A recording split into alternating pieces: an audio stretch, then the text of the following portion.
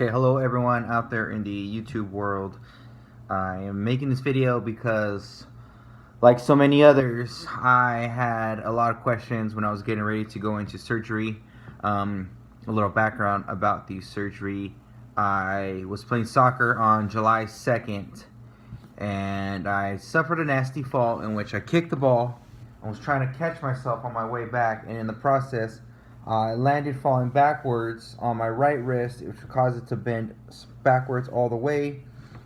And in the process, I suffered what's known as a perilunate dislocation, in which all the bones and ligaments in the wrist were not properly aligned. It was dislocated.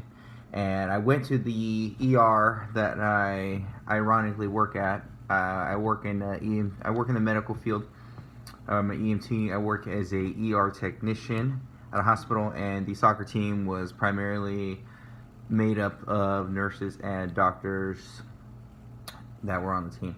So when I got up, I knew how bad the injury was. I didn't know to what level of severity the injury was. I initially thought it was just a really nasty sprain, maybe a dislocation. I did not know there was any bones involved that were broken. So upon going to the ER, I went there, and the ER doctors and nurses that I actually work with, and I know them on a personal level, did an outstanding job there. Outstanding job. The first x-ray image was snapped of my right wrist, and it showed that there was a very complex dislocation going on involved. So it required me to get some propofol, or also known as Diprivan, which is a very strong sedative that will put you to sleep basically for a few minutes while they do the reduction and try to put the wrist back into place. And so they did that. It took them a while, but they were able to get it done. Upon the reduction, after getting the wrist put back into the proper place, a second image was snapped, and in the image it showed the scaphoid, a small bone inside the wrist.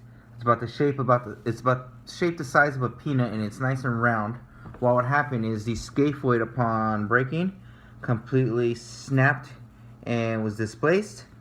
So when we saw that second x-ray image, it was told to me that the bone was going to need surgery to repair. And in the process, actually, when this scaphoid snapped, it shifted downwards, and the forearm bone, which is the radial bone, the very corner of it, the scaphoid chipped off the edge of it. So when I went into surgery, that also presented somewhat of a challenge, because now they had to go down and shave that and graft it down and just make sure it was good to go. I went into surgery on July 13th, and today's date is the 12th. No, excuse me. Today is 12/3, December 3rd. About 10 days away from being the full 5 months post-surgery. The last 3 weeks, I can comfortably say that, like, I've been doing a lot of curls in the gym. I don't have full range of motion here. I'll just show you a good example. This is probably a good one. My hand comes down this way. Sorry, I keep looking at the camera, everyone. If I try to go this way, it's about the furthest I can get, so I start feeling a stretch going on in that scar tissue. Now let's compare going upwards. If I try to go, look about that way, almost 90 degrees. Not quite there yet. Maybe, I don't know. The surgeon says I may never get that range of motion back. Then let's compare going inward. As you can see, I can almost do an L shape. This one I can't. Now going outward, same. I still feel a little bit of soreness here in the thumbs. As far as weightlifting goes, being almost 5 months post-surgery, doctor says I got pretty good range of motion. He's cleared me to do light lifting, so I do curls. One thing I should be noted, post-surgery, I was put in this really long, funky, long arm cast. So in the process, my right arm was stuck in a fixed L-shaped position, and upon getting the cast finally cut off, I did not have full extension of my right arm. I could only extend this much, and it created a severe amount of pain and discomfort where my bicep was as well. Same thing with my forearm. My forearm was significantly small. It's not as small. I mean, if we want to compare both arms, this is my good arm.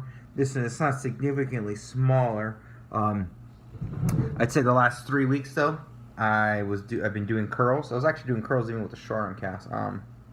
I can curl now 25, 25 pounds, 30 pounds.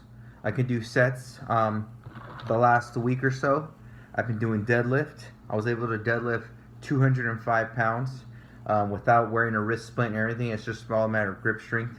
Everything's coming along good. Bench, that's of course, that was my number one thing. I'm a gym rat. And I know a lot of guys who have these scaphoid injuries, they want to know the same question: am I going to be able to bench press again? At 5 months post surgery, I cannot bench press too much weight right now. If I decide to use a barbell, I feel a little bit of discomfort and just holding it, because the natural position of the barbell wants to come back like that. I use cable for bench machines. Cables tend to work great, and I feel like I'm getting the good movement in there.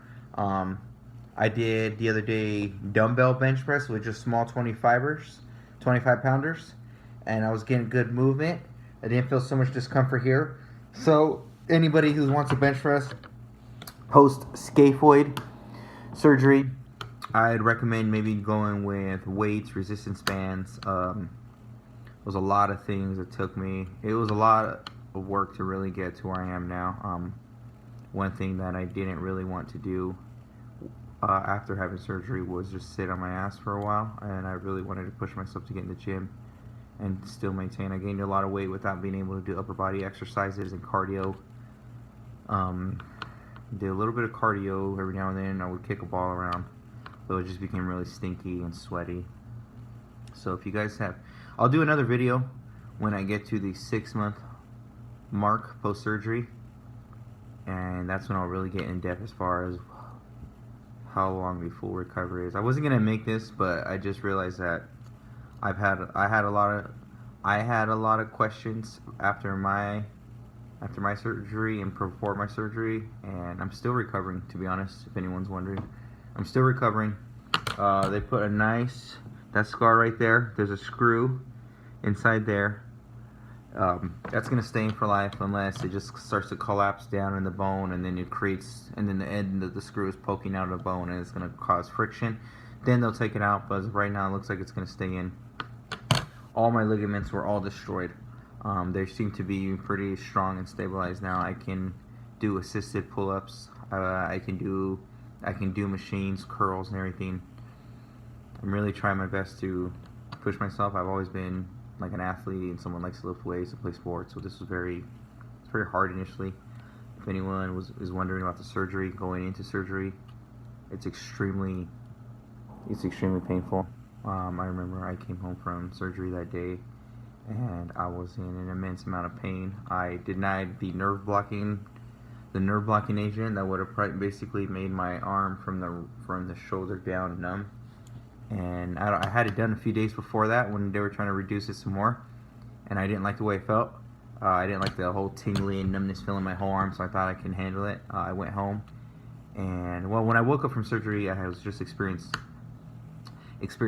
a lot of nausea, vomiting, I didn't feel good. It was the anesthesia. Unfortunately, sometimes it has a slight side effect on a small population of people who get the anesthesia.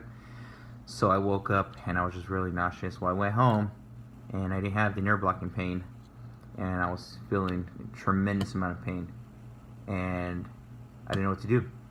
I was given Norcos, but I was already feeling nauseous from the anesthesia, so therefore I wasn't going to take any more pain meds, because then I would have really started throwing up some more, and I didn't like that feeling. So I just kind of essentially just roughed it out for a couple of hours, and I went to sleep around 10 p.m. and I woke up feeling a lot better.